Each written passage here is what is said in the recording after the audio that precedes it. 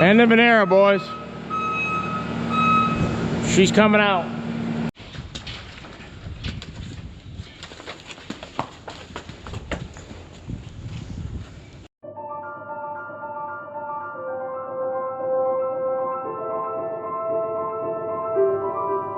Hey guys, welcome back to the farm. Hey, down at the dry cow lot, I had a new bull arrive. We usually keep 3 to 5 bulls on this farm for breeding. I'm going to show you the bulls down here up at the main farm and one crazy one out in the pasture field.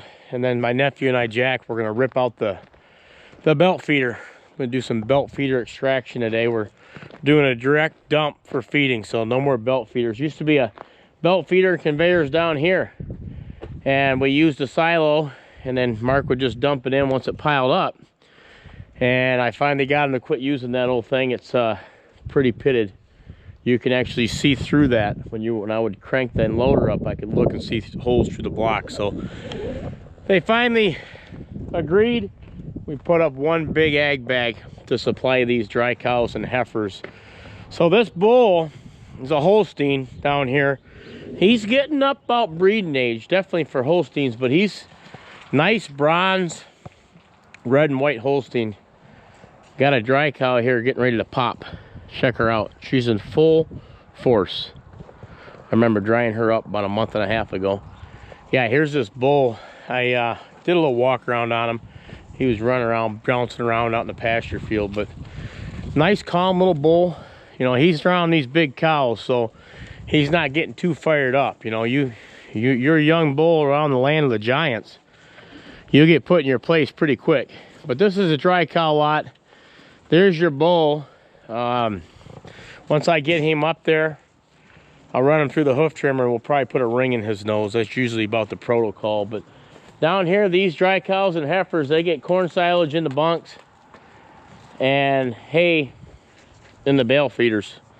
They're just down here kind of chilling out. I want to keep it quiet because I don't want to spook them, but you can see with this open barnyard concept on how well that sun treats them. I mean, there's one over there that's got some manure pretty good on her leg, but most of these cows and heifers, they're shining down here.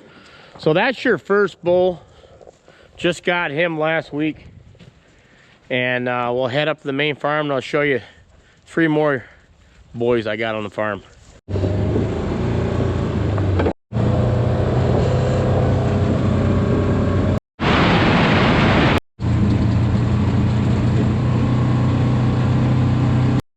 And here he is.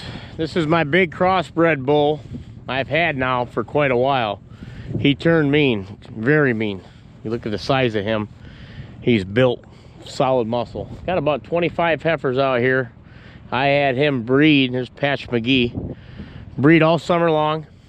And nobody's throwing a heat. Nobody's jumping up and down on their backs because he does a good job breeding. He's one of them bulls that got too big and too mean. So when we get these cattle out of here to take them down where we just came from, the dry cow lot, that's where they'll be spending the winter, he's gonna go to the Marlette Express.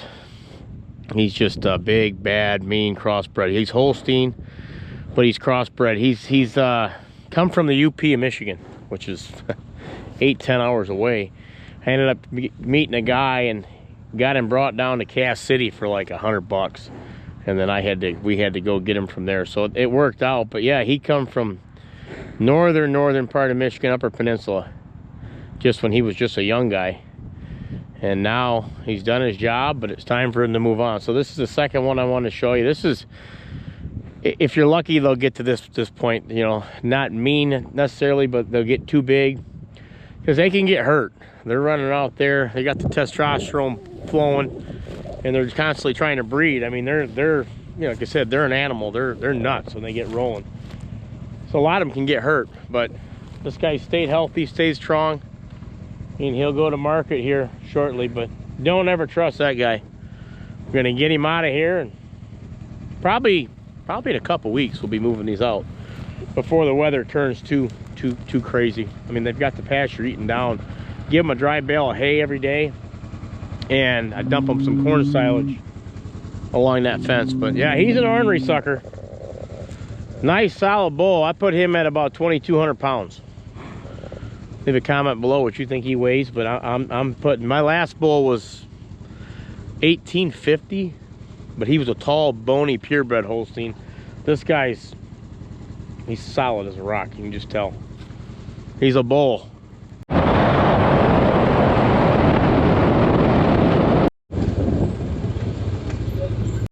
In the main barnyard, trying to find my two bulls. I've got a little short black one. We nicknamed him Tyson. He's short and stocky, powerful like Mike Tyson. Does our main breeding. And then I've got that other red and white bull, getting taller. He's doing some pretty good breeding himself, although Mike Tyson likes to push him around a little bit. But they seem to coexist here pretty well. A lot of cows in heat, so we keep two bulls here, milking about 160 right now. Yeah, there's Tyson right now taking a pee. Another cow jumping another cow. That means there's going to be some breeding going on. That's primarily the main reason why we use bulls. Is it just gives me a lot of free time. He's doing all the brunt of the work, and I mean they're breeding 7 days a week sometimes. Christmas, New Year's, you have to milk these cows twice a day, but he does the breeding for you. So there's a good look at him. He's a guy that you got to watch. He's got a ring in his nose. He's starting to grow. He was too short for a while, I think, but he's been getting them bred, no doubt about it. He's a little shorter than most of the cows, but he's growing slowly. Now this red and white one, he's got tall legs. He's going to be a big, tall, purebred Holstein when he grows up. A lot of guys were telling me when I first showed him, they said he looks like he's got bad legs. But I've had a lot of bulls like him. What he is, when you see him, how he's kind of gangly, that's like a 15-year-old kid who's about 6 foot, 6'2". You know, they're in a weird growth state. They don't know how to handle their body yet. Yeah, multiple guys said that red and white bull looks like he's got bad legs, but he'll grow into them. He's got to grow into them. He's filling out, and them legs they haven't seemed to give him any problems. There's my new stalls. How you like that? Put them in there. They laid butt backwards on every one of these cow patty, and every morning, twice a day. Finally got the loops right, the dimensions right, the heights right, and now they're laying correctly, and that's on a wall. Your farmers know they don't necessarily like these wall stalls, but yeah, it's amazing how well that it works when you get the right dimensions. But anyway, that red and white bull, he'll grow into his own. He needs a ring.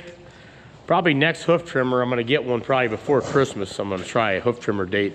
I'll put a ring in his nose. He seems fairly gentle. Here comes Tyson again. Oh, Tyson's not overly gentle. Tyson's a brick. He's a bull, let's put it that way. But that red one, I'm going to put a ring in his nose before he does start acting goofy. He's pretty docile, but they can turn in an instant, so that's why you want to stay on top of it. So those are my bulls. There's 4 of the bulls. You got to keep them on hand, and they do a good job. I mean, leave a comment down below if you guys use bulls. I do it mainly because it's convenient. I'm not the one out here doing it. And man, like the vet says, when he comes and does pregnancy checks, he'll say, these cows are getting bred. He's like, it's starting with your nutrition. Obviously, you guys got nutrition, good nutrition. He's like, and the bulls are just doing their job. So, all right, Jack and I are gonna rip out the belt feeder. Let's go. I gotta take this joint apart. You can actually see what's going on. Jack's just gonna cut them boards off like we've done. They're bolted up there, and I was gonna disassemble them, but realized cutting them was easier. We've got Grant's tools. We won these last year at Helena's field day, battery powered, very simple. So he's gonna cut. I'm gonna unfasten a couple joints down, and I was kind of prolonging doing this because you're spooking the cows when they're at their time to be eating. But they've got a lot of this bunk cleaned up anyway, so we're just gonna try to get in and get out and make this clean.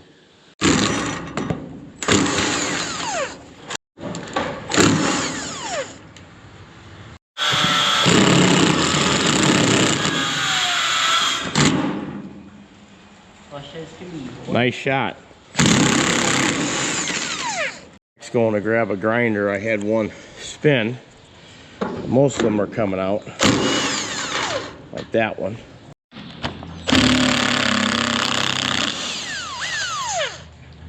Okay, she's all yours. Oh, it's got a nail in it. There she is. We do this, chuck it outside? Chuck it outside for now.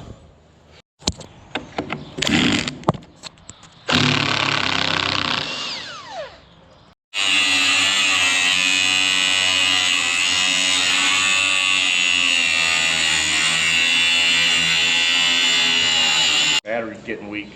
Oh no.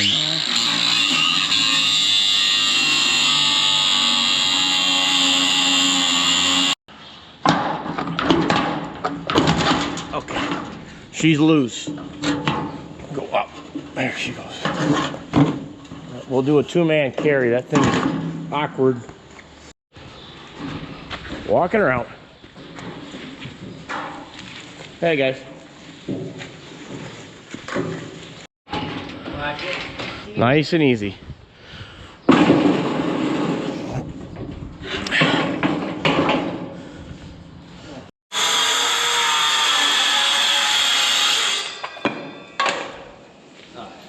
Yep.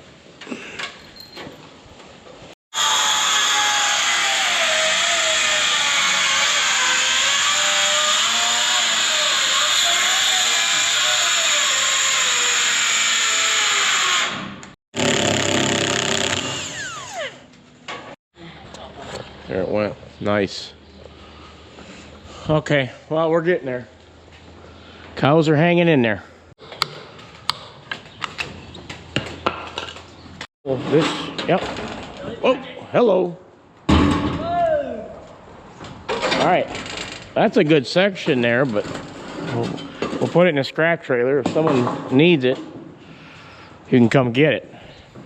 I know guys are looking for that stuff, but we'll take this last. I know we're gonna take the motor off that and save that, but pretty much scrap the rest.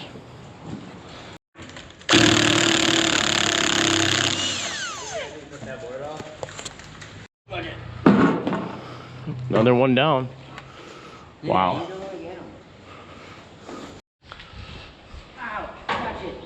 Right in the head. Oh no. He got poked right in the head with that.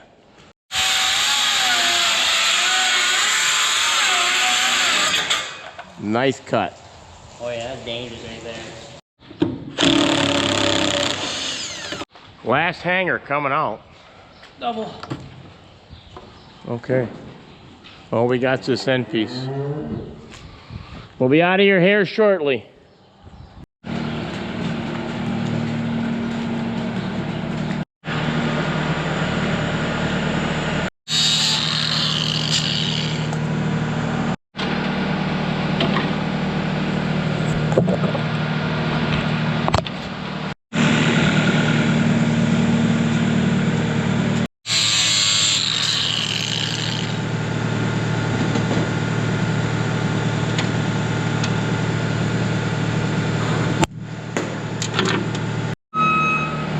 End of an era, boys. She's coming out. Yeah, just back out that way.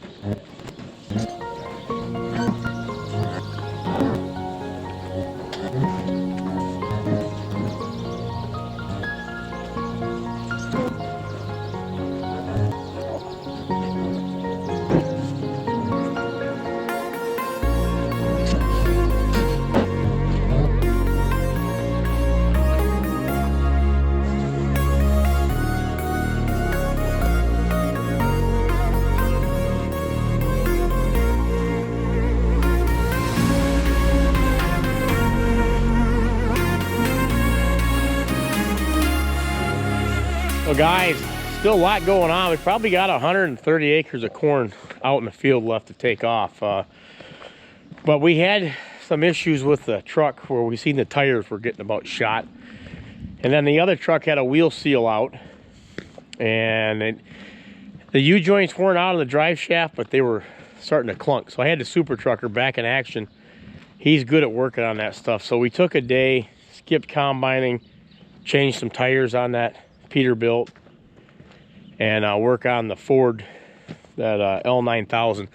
Get them up to snuff to push us through harvest to make sure we didn't have any other issues, because you know, you don't want to break down on the side of the road. You don't want to blow a tire and it rip apart and it'll tear the crap out of your truck, your fenders and stuff. So that's what was going on for the rest of the day. And then I grabbed the 9560R and the chisel plow. We had that field covered with manure.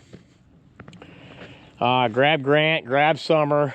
You know, I like spending time with them, and anytime they can go to the farm, they seem to want to go. So loaded them up in the tractor, and we finished the chisel plowing, and then I did the headlands, and now we'll stay out of it, and we're covering some more ground with manure now. That'll be plowed under.